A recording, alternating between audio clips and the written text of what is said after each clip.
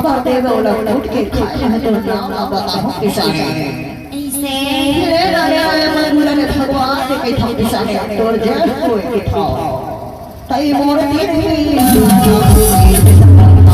तई मोर मास में आओ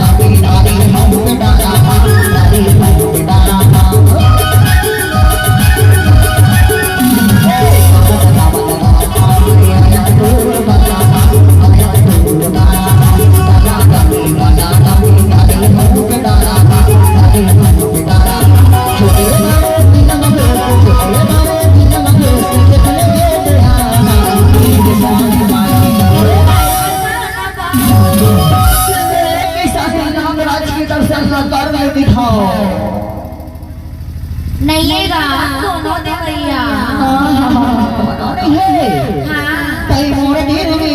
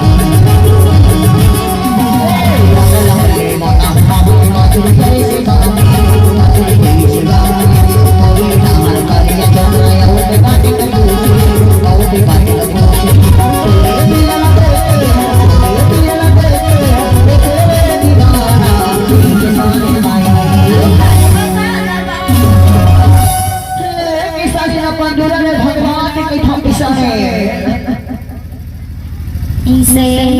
हरे ना बेना मछली तो दे सुना मैं आया हूँ